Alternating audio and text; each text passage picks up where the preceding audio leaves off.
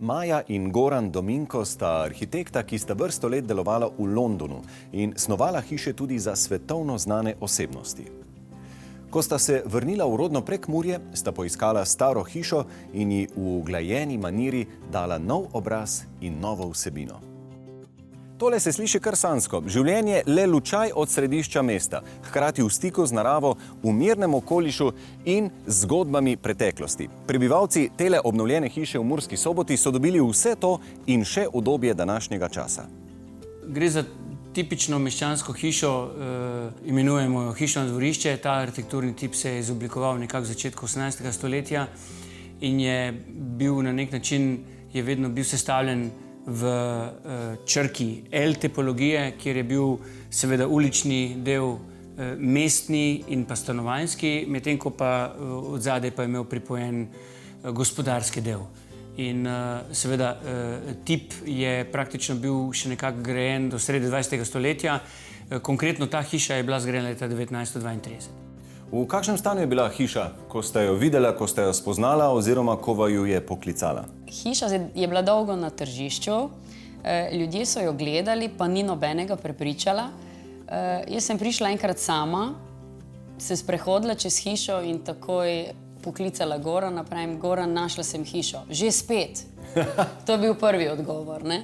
Takrat je bil v Londonu, je priletel domov in rekel, Maja, to je to. Všeč so nama bili visoki stropovi, všeč so nama bili veliki prostori, okna, vrata. Hiša je imela nekaj takih klasičnih elementov, ki so bili dokaj ohranjeni, čeprav pa je hiša bila v slabem stanju. Ni imela niti kanalizacije, WC je bil na štrbunk. Hiša je imela kvadraturo tako malo sporno, ne, ker je mansarda ni bila izkoriščena, pritličje je imelo pa samo 90 kvadratov, tako da je ena družina, recimo z 2 otrokoma, si je težko uredila pritlično etažo, ker je manjkala ena spalnica. Zato sva potem midva uredila še mansardo, uredila 3 spalnice, 1 kopalnico, tako da zdaj nam zadošča za to našo majhno družinico. Nekako smo ločili ta hrupni stanovanjski del spodaj v pritličju in ta spalni, bolj interni, mirni del pa v mansardi. Dostop v podstrešje je poprej potekal prek zelo strmih stopnic. Pri prenovi sta Maja in Goran stopniščno konstrukcijo podaljšala v predsobo, tako da sta nekoliko ublažila strmost in zagotovila večjo varnost pri prehajanju med etažama. Katere elemente sta vsekakor želela ohraniti in jih celo izpostaviti? Definitivno je pri taki hiši pomembno, da slediš neki tradicionalni arhitekturni govorici, ki jo narekuje stroka. In seveda v takih prostorih so zelo značilne recimo talne obrobe, takrat še ni bolj parketov, zato smo tukaj tudi ponovili praktično klasičen deskani pod. Potem seveda ornamentika ob stropih, ki so drugače nadpoprečno visoki, ne? To pomeni, v teh hišah so bili te stropovi visoki in seveda ornamentika, ki gre ponovadi vedno okoli razsvetljave oziroma ta stropna ornamentika. Opišite nam prosim še malce pot prenove oziroma posamezne korake. Kako je vse skupaj potekalo? Po nakupu, ne, ker Goran je bil takrat še v Londonu, se je tedensko vozil v London, Murska Sobota, je prenova bila večinoma na mojih plečih. Tako da sem jaz našla par izvajalcev, ki smo jih poznali že prej. Rekla sva, da bova prenovila kompletno hišo, da bova si naredila tako domovanje, da ne bova čez 5 let rabila spet začeti kopati po stenah pa po tleh.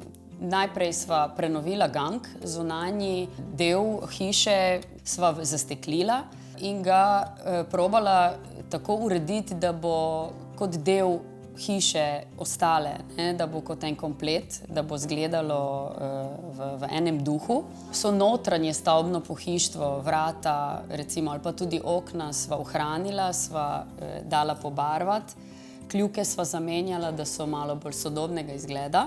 Kompletno zamenjala vse tlake, talne obloge, kar pa nama je manjkalo recimo, ker ta hiša ni imela neke terase, se pravi povezave interiera in notranjega prostora z zunanjim. Pa sva si potem naredila, sva od zadaj uredila eno zunanjo teraso. Njena slabost je ta, da jaz vedno potem iz kuhinje moram na pladnju nesti po stopnicah nazaj na vrt, to je pač neka slabost, ampak druge opcije ni bilo. Sva pa si na njej uredila še en kotiček za sprostitev, tako da tudi v zimskih mesecih rada na njej uživava v zunanjem bazenčku. Sta se odločila ohraniti kar veliko travne površine? V Londonu so bila navajena, da če se je imel 2 kvadratna metra travice, je hiša bila vredna 2 milijona funtov. Tukaj pa se počutijo prav super bogataša z tem najmalim travnim kotičkom. A je tale peč tukaj v dnevnem prostoru kdaj v uporabi? Je, seveda. Aha, se Jo, zakuri? parkrat zakurimo. Mogoče zaradi ambienta bolj kot funkcije, je pa prijetno, ko jo zakuriš. Če jo zakurimo zvečer, je recimo zjutraj prideš, je še vedno topla. Zakonca Dominko sta stenam in tlom podarila umirjene barvne odtenke in za opremo doma izbrala pohištvo z romantičnim pridihom. Barve so take nežne, nisva si želela nekega vpadljivega ambienta, pač pa neko tako klasiko, ki je večna. Izjemno močan vizualni element se mi zdi tale slika v kuhinji. Predvidevam, da ne vpliva na vsakega ne vem kako pozitivno, mora se v njej malce ustaviti. Povejte mi njeno zgodbo, prosim. Ta slika je neka darilo, ki smo ga takrat dobila, pravzaprav ob najini zaobljubi. Gre pa za sliko, ki je delo slikarja Zlatka Gnezde, ki je velikokrat sam šali pripomnil, da je slika lahko negativna za nekoga, ki si jo negativno predstavlja, in obratno. Očitno vidva v njej vidita nekaj zelo pozitivnega, ne? Pa še v najni ambient, vedno je tisti poudarek, nekje akcent, vedno najdeva pravo mesto za njo. In v resnici lahko ugotavljam, da v celotno barvno skalo in v celostno podobo sodi tudi vajina psička Boni, ne? Če gledam njene odtenke. To je zdaj nova pridobitev. Pol leta stara pikica, ki je taka nežna dušica. Yorkshirski terier, Tako. ki točno paše v stanovanje. No? To je zgolj naključje, no? Ampak res pa paše. Paše kamorkoli, ker kamorkoli gremo je z nami. Živela in delala sta v prestolnici, v Londonu. Vrnila sta se v Prekmurje. Zakaj, kako vaju je vodila ta pot? Pravzaprav v tujini so bila, moram reči, nekaj let po kar uspešni karieri, ki so imela v Sloveniji. Finančna kriza leta 2012-2013 nas je arhitekte kar močno prizadela, moram reči, v celi Sloveniji. In smo se odločili, da zaradi nekaj mednarodnih projektov poskusimo potem tudi ostati nekaj časa v tujini. In moram reči, da nismo si niti predstavljali, da bomo sodelovali pri izredno zanimivih projektih, ampak na vsak način pa smo probali res uživati v Londonu, kjer se dogaja neverjetno veliko stvari. Moraš biti prav pripravljen vse to vsrkati vase in potem s tem nekaj odnesti. Vrnila sva se, moram reči, da zaradi Maje, ker je imela veliko domotožje. Torej, sta prišla nazaj in to je bila prava odločitev. Sta prišla na bolje? Definitivno na bolje. Jaz pravim, da na bolje. Mene je skozi vleklo nazaj.